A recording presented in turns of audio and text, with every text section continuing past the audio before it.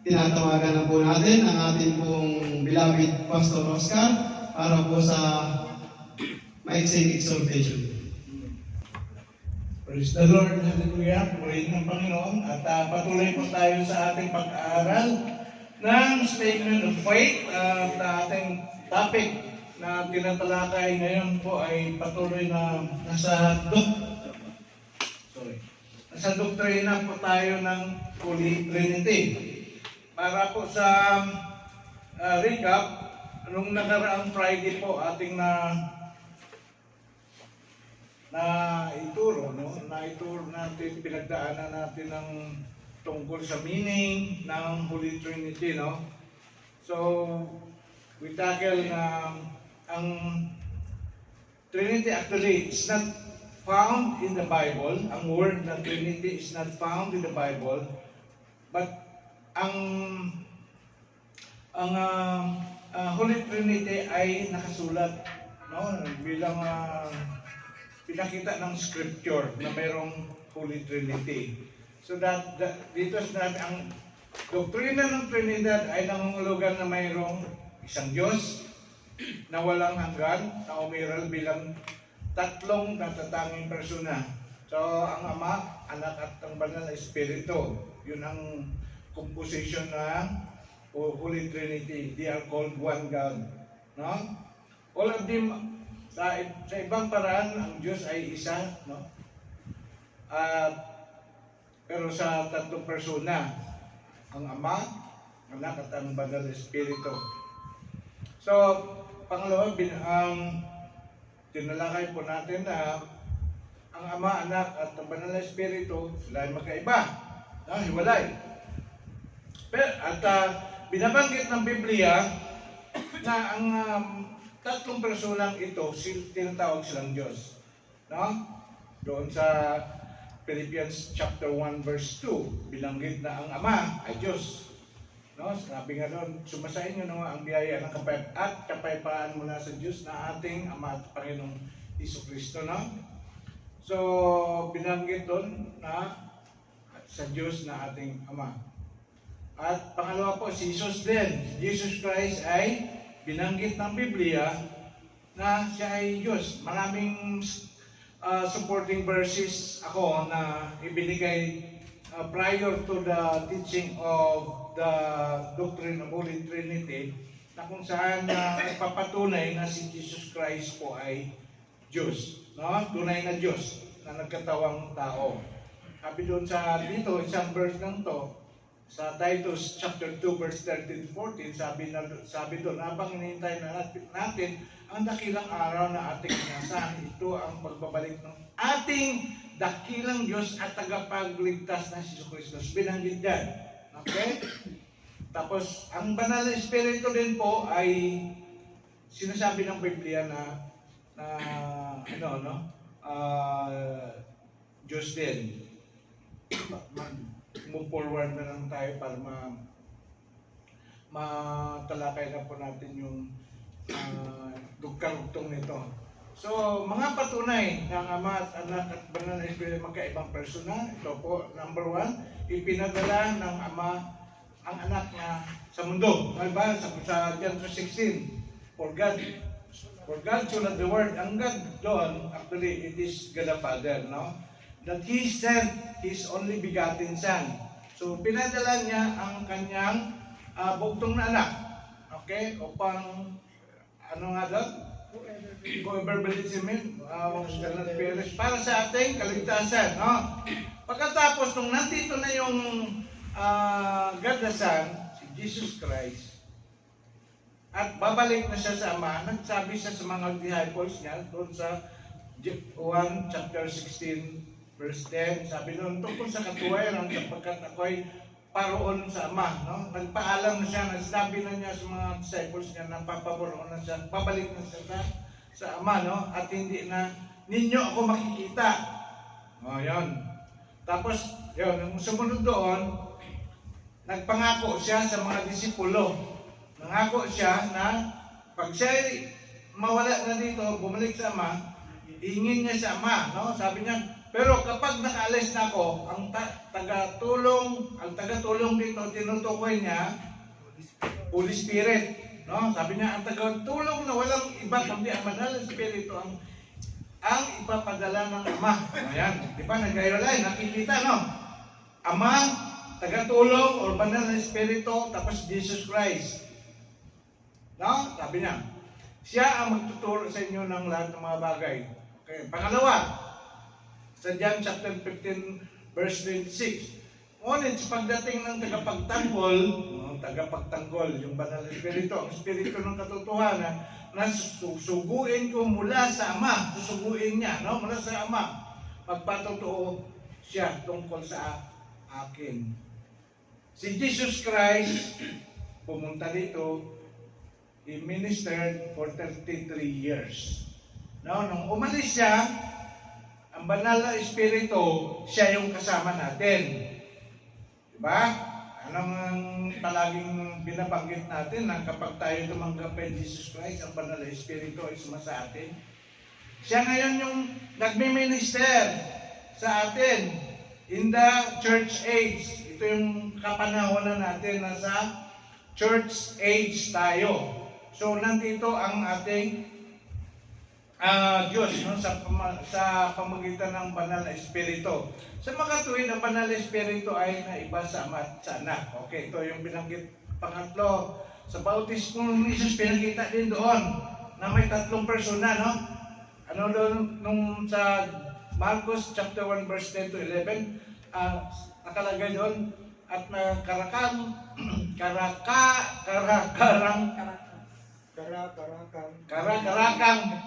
pag-ahon sa tubig ay King James Version na Tagalog to, no? Ay nakita niyang biglang nabuksan ang langit, ang mga langit, at ang Espiritu na tulad ng isang kalapati, love, na nag-represent as the Holy Spirit, bumaba sa kanya at may isang tinig. Yung dove, ano yung si Jesus Christ. Tapos yung dove, which represents the Holy Spirit, at yung tinig mula sa langit.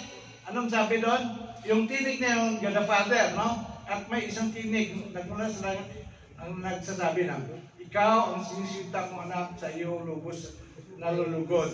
No? Dito sa John chapter 16 verse 13 to 15, nakikita din natin, bagamat may malapit na pagkaisa sa pagitan nilang lahat, ang Banal na Espiritu ay naiba sa Ama at sa Anak. Nakita natin, naiiba ang Ama, no? Sa Ama. Mayroon lang silang iba-ibang roles. Ito karagdagan, mga kapatid. Ito, hindi ko na ituro nung nakaraan. Mga karagdagan na nagpapatunay na hindi lang isang persona ang Diyos. No? Ito sa creation, sa Genesis. Anong sabi doon sa Genesis chapter 1 verse 26? At sinabi ng Diyos, lalangin natin ang tao sa ating larawan. No? Let us make man in our own image. Anong ginamit na term doon? Natin. So, ibig sabihin, ang God the Father may kasama. No, sabi ng iba, angel siguro yun. Hindi. Ibig sabihin, yung angel, kawangis natin, kawangis ng Diyos. Hindi. Ang kasama niya doon, ay nandoon na yung si Jesus Christ at saka yung Banal na Espiritu. Yun ang kasama ng God the Father. Magkakasama sila doon. Okay, hindi ko natapusin yung pagbasa. No? Kasi ito, isi-send ko sa group chat natin. Review nyo yun, no? Kasi, ang pangalawang, doon sa Genesis chapter 3, verse 22. Ayan, sinabi doon, pagkatapos sinabi ng Panginoong Yahweh, katulad na natin. Di ba nagkasala si Adan at saka si Eva? Sabi niya, katulad na natin ngayon ang tao sapagkat alam na nila ang mabuti at masama. Pagkatapos nila nag-commit ng sin, kinain nila yung pinagbabawal na puno ng, prutas yung puno na pinagbabawal. Tree of life, no? So ginamit din dito natin. So, pinapakita na hindi lang God the Father ang nandyan sa panahon na yon. Ano pa? Nung panahon ni Nimrod, sa Babil, anong ginamit doon? Kasi di ba nagkakaisa na yung isang lingwahe lang noon eh. No, nagkakaisa silang mga tao noon. Anong sabi doon? Sa Genesis chapter 11 verse 7, sinabi doon, ang mabuti bumaba tayo. Oh, pinakita dati yung sa una natin, ngayon dito tayo. Ibig sabihin, may kasama ang God the Father. Sabi niya, bumaba tayo at guluhin ang kanilang wika upang hindi sila magkaintindihan. Kaya nagkanya-kanyang lugar, kanya-kanyang wika. Sa Pilipinas lang eh, pagtawid mo ng ilog, iba na yung salita eh. Sa isang isla, doon sa amin. Oh, pagtawid mo ng ilog, ibang klaseng inilong ko na. Oh, pag doon ka sa kabila, Hiligaynon. Pag doon ka kabila, Karaya. Oh, bundok ang pagitan. Pagtawid mo sa kabilang bundok, iba na yung salita. Kaya may iba't ibang wika, no? Okay. Number 4, sa Great Commission, binanggit ang tatlong persona. Ano yan sa Great Commission? Sa Matthew chapter 28 verse 19 to 20. Kaya tumayo kayo. Ito utos niya sa mga disciples nun at saka para sa atin din. Gawin ninyong alagad ko ang mga tao sa lahat ng mga bansa. Bautismuhan ninyo sila sa pangalan ng Ama, Anak at Espiritu Santo. So yan, alam nyo, tandaan ninyo yan. Kasi pag may na-encounter kayo na nag-o-oppose tungkol sa pinapaniwalaan natin, meron kayong alam. Meron kayong masabi. No? So, itong tinuro ko sa inyo para ma-counter yung mga false teaching. Yung mga nagtuturo na mayroong pagtuturo na oneness na sinasabi nila, yung Father, Son, at Holy Spirit, isang ano lang, isang persona lang, para magkahiwalay. Okay, next. Okay, ito yung sinasabi ko nung nakaraan. Ang katotohanan ng Ama, Anak at Banal na Espiritu ay magkaibang mga persona. Ay nangahulugan, ang Ama ay hindi anak. Ayan. Ang anak ay hindi banal na espiritu, ang banal na espiritu ay hindi Ama. Si Jesus ay Diyos, ngunit siya ay ang Ama o ay hindi siya ang Ama at banal espiritu, no? Banal na espiritu. Ang Espiritu Santo ay Diyos, ngunit hindi siya anak o Ama. Next. Sila ay magkaibang mga persona, hindi tatlong magkaibang paraan ng pagtingin sa Diyos. Okay, dito na. Roles, mayroong roles, no? Or tungkulin ng bawat isa sa kanila. Number 1, ang Diyos na Ama. Nasabi dito, ang Ama, Anak, Espiritu at Espiritu ay pantay ang kanilang banal na katangian. They are equal. No? Equal sila. Walang mas mahigit na makapangyarihan. Tapos, ngunit ang bawat isa ay naugnay sa katauhan. They are sabi nga doon sa taas, no, sa English. Yet each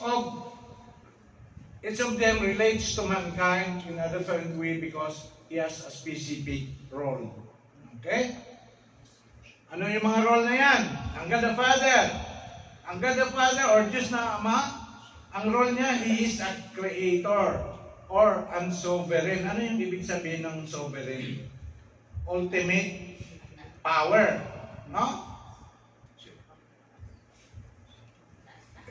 Sabi dito, the role of God the Father is often described as the creator, sovereign, and ultimate authority in all creation, all over creation.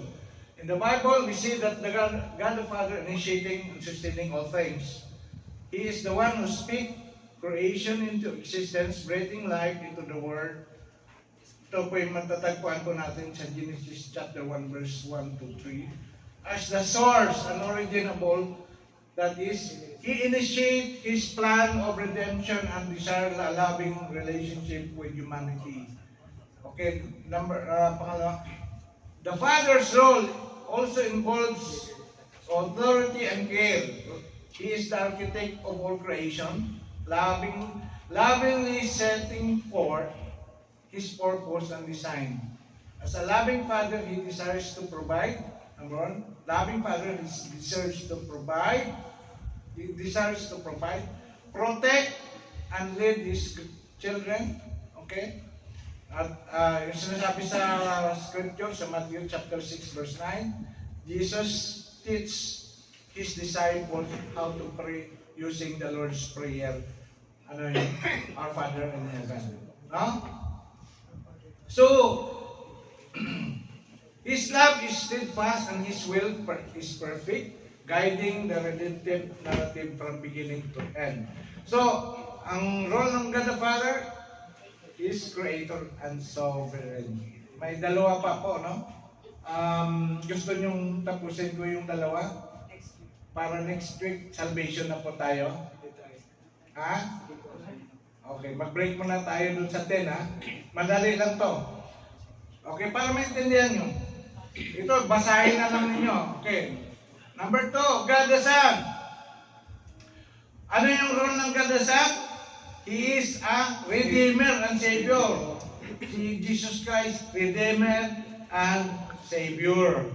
Amen? So God the Son, Jesus Christ, is the visible image of the invisible God. Walang nakakita sa Diyos, di ba?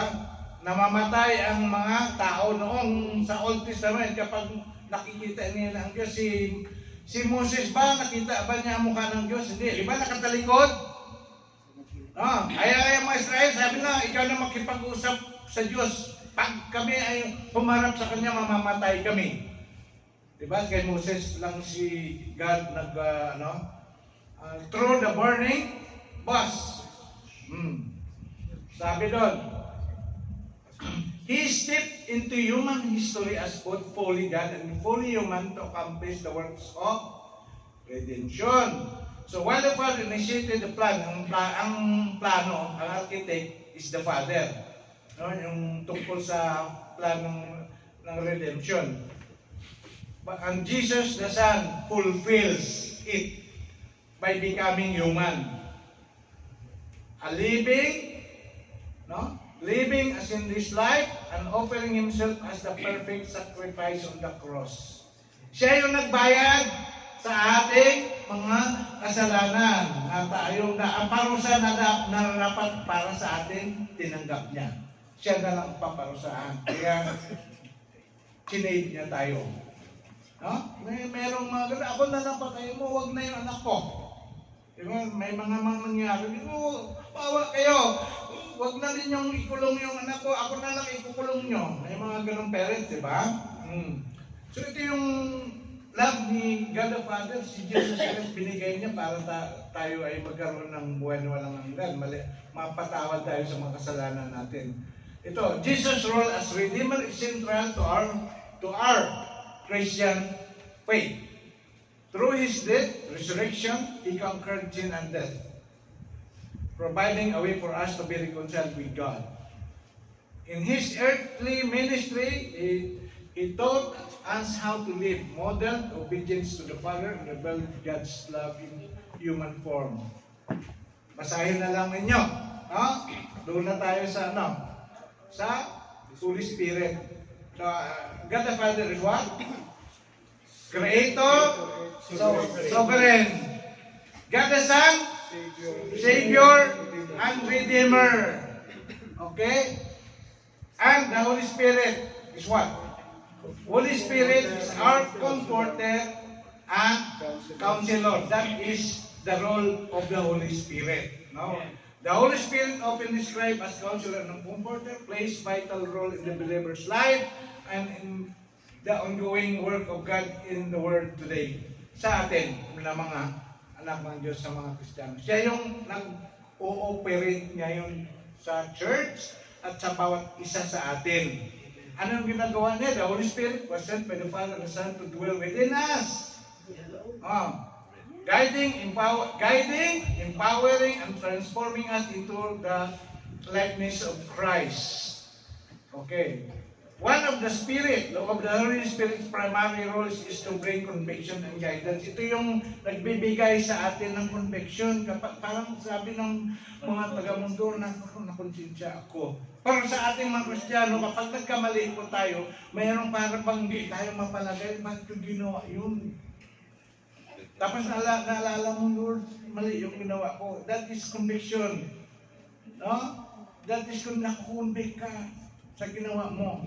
Kapag hindi, gumawa ka ng hindi tama, no? Ayon sa kalooban ng Lord at walang nangyari ganyan, questionin mo na sarili mo, do I have the Holy Spirit in me? Because if you have the Holy Spirit in you, you have conviction. Mapifeel mo yan. So, sabi doon, no? He is helping us understand and apply God's Word in our life. Tutulungan po niya tayo kung paano natin maunawaan. Alam mo, mahirap pagbasa ng Biblia. Nasa sarili mo lang kailangan mo maghingi ng tulong sa pamagitan ng Banal na Espiritu. No? Tumayo ka dito to preach, to teach. Without the Holy Spirit, you cannot do it effectively. It is the Holy Spirit who enable people, mighty people of God, to spread the gospel.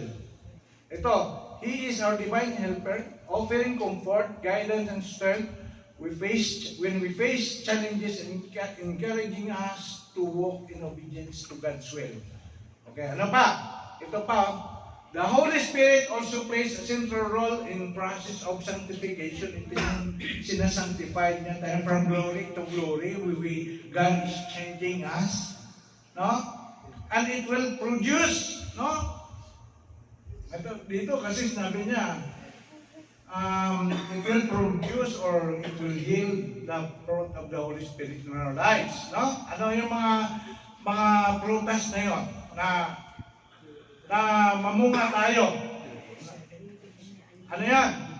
Love, joy, peace, forbearance, kindness, goodness, faithfulness, gentleness, and self-control. Ito po ay patatagpuan sa Galatians chapter 5, verse 22 and 23. It reflects God's character. Yeah?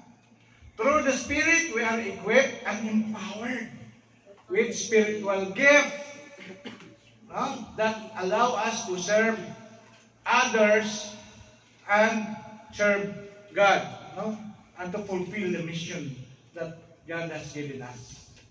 So ito lang po ang until here only natatapos po ang pagtuturo ng tungkol sa doctrine of Holy Trinity. Next week, we will start the doctrine of salvation. Then, from that, I will teach everyone how to share the gospel. That's why I required everybody to memorize the verses that I gave you. No? Para po magamit ninyo sa pag-share ng gospel. Amen? So, thank you, Lord, for giving me the opportunity to teach the people. Sinisiluhan ko ito, Panginoon, ng dugo ng aming Panginoong Hesus, na hindi ito, Panginoon, manakaw ng kalaban at Lord, ito ay patandaan ng iyong mga anak, Panginoon. Magkaroon, Panginoon, ng matibay na sandigan, Panginoon, kung saan kami nakatayo, bakit kami naniwala tungkol sa Holy Trinity. Maraming salamat, O God. You're the one to be glorified in Jesus' name. Amen. Amen. Kasi tatapos ng Holy Trinity.